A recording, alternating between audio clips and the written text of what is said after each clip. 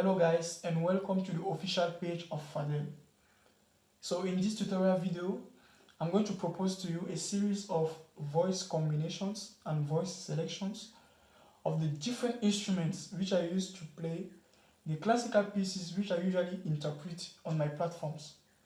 So the first clarification that has to be done is that this is an electronic keyboard. It is an electronic device. So that means it can never sound as a real orchestral instrument, but we can combine voices in such a way that they can sound closer even though they are not closer to it, but they can sound closer. Okay, that means if I play a violin here, it will sound as a violin, but it is not a violin. Okay, it is an electronic violin. So that was the first clarification that I wanted to make.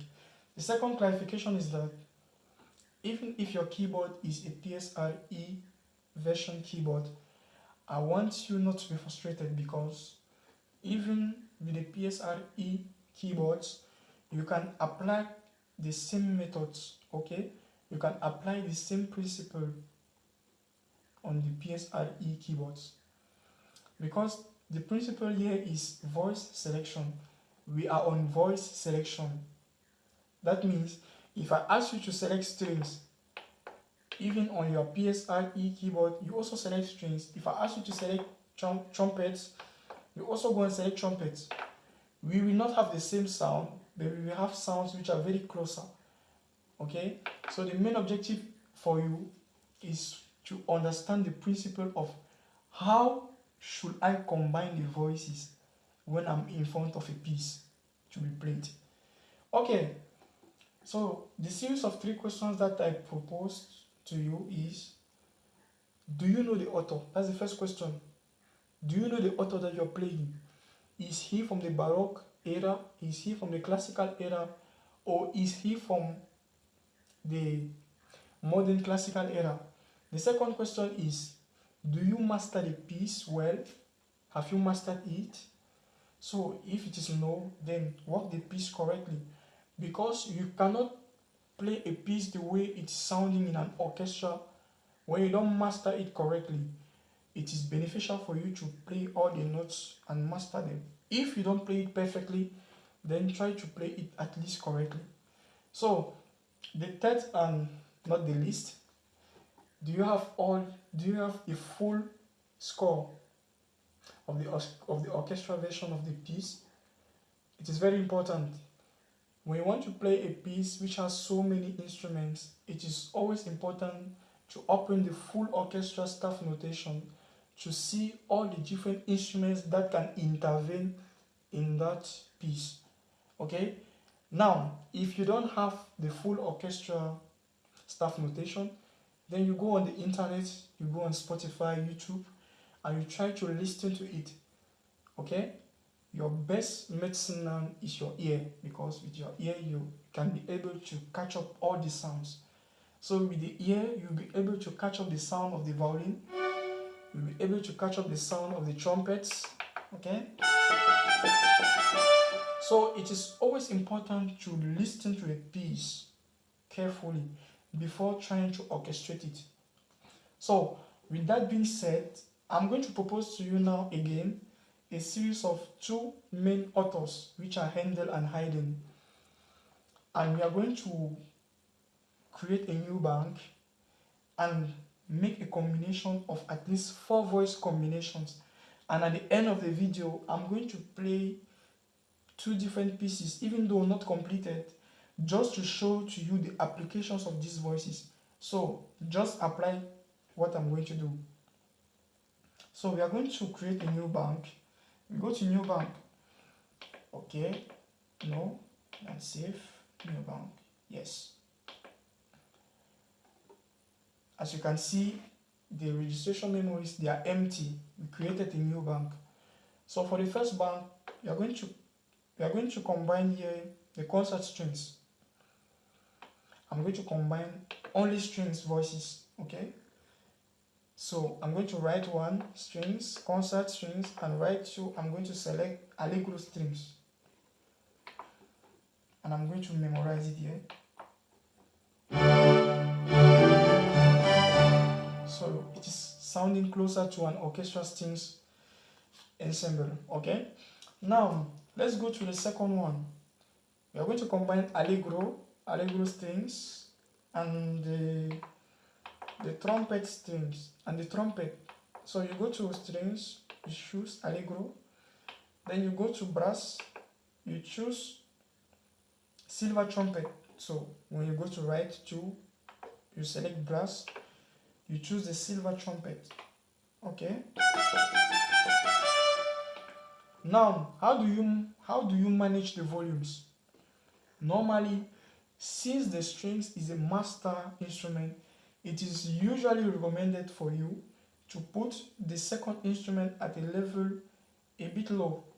So the volume of the trumpet should not be at the same to that of the strings. So I cannot tell you to put the strings at 127 and put the trumpet at 90. That depends on your sensibility. Okay, if you can put it at 90, then good and fine.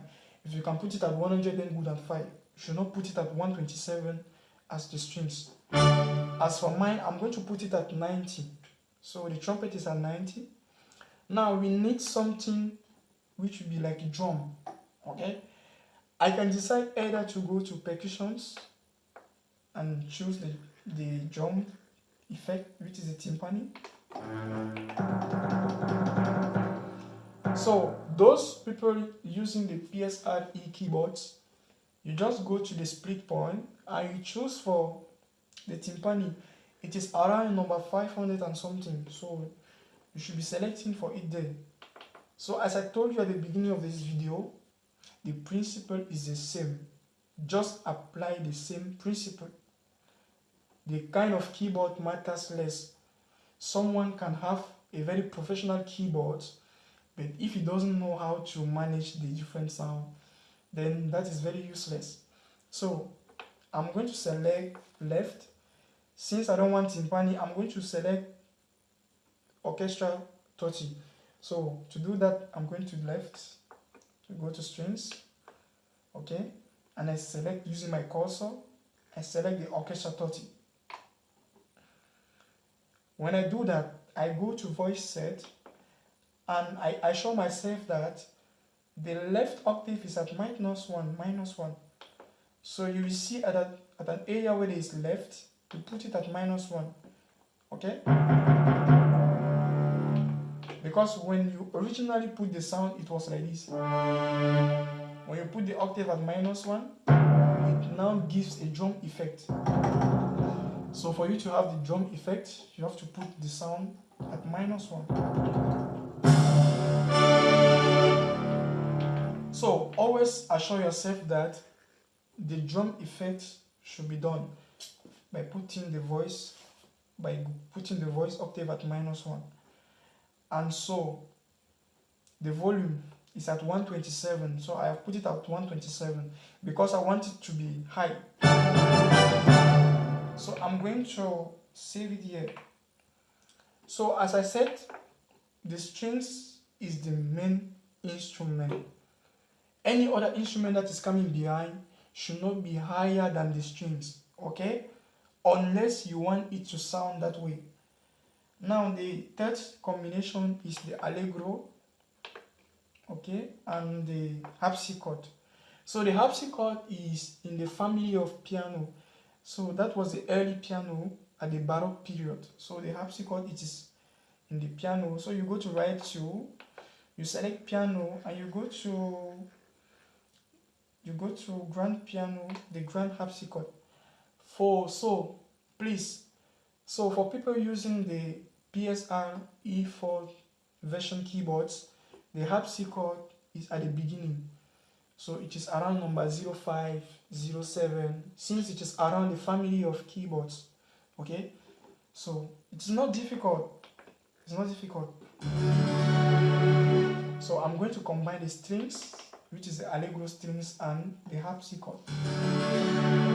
So here I have put the volume of the harpsichord at 70, and that for the strings at 127 as usual. to save that. Now the last combination, which is not the least, it is allegro and orchestral oboe. So the orchestral oboe is a sort of woodwind instrument.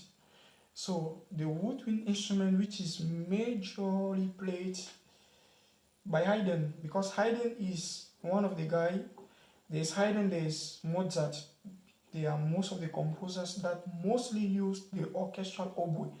So I'm going to combine the strings and the orchestral oboe to have a sound like this.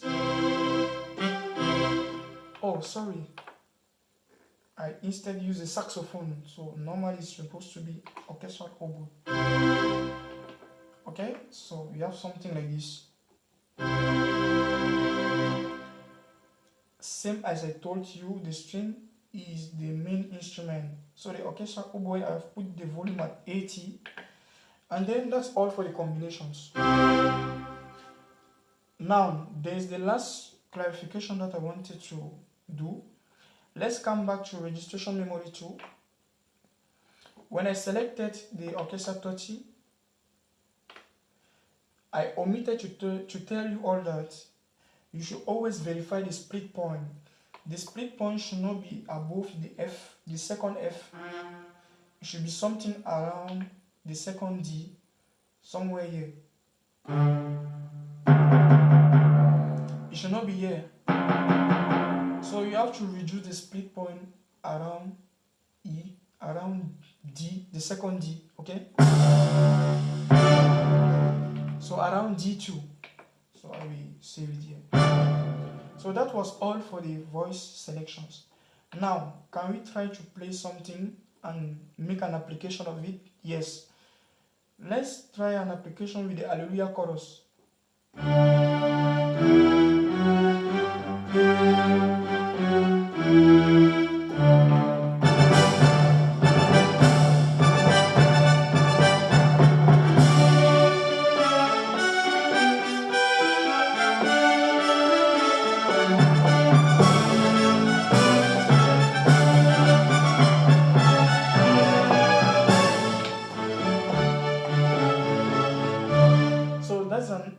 Just an application. Now let's take another piece. Okay, let's go gradually.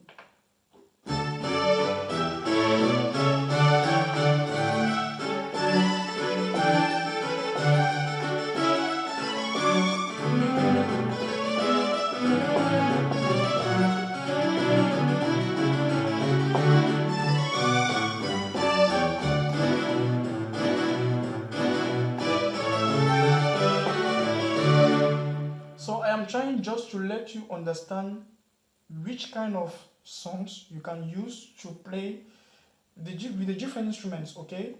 And for that to be done, for myself, I already understand what I'm doing here because I know Handel, I know Haydn.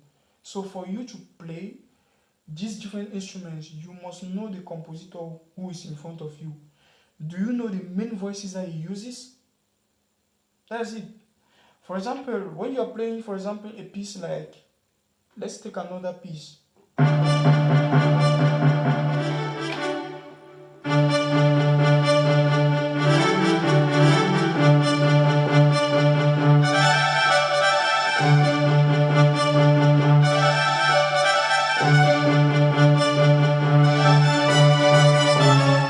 Now, this one is the Gloria of Antonio Vivaldi, but what I'm trying to explain is that in Antonio Vivaldi's Gloria, at the beginning, it is the trumpets and the strings that are playing, okay? So when you already understand that, you already know which kind of voice you will put at which place of the song. You will not put the trumpets at every position of the song.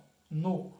There are specific areas that you should put the trumpets, specific areas where you should put the harpsichord, and specific areas where you should put the woodwind instruments. Now let us take an example of another song. Now let us enter into Haydn.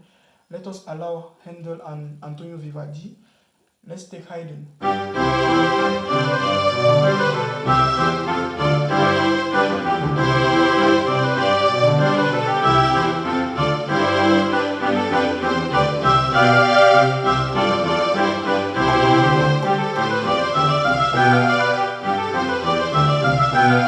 So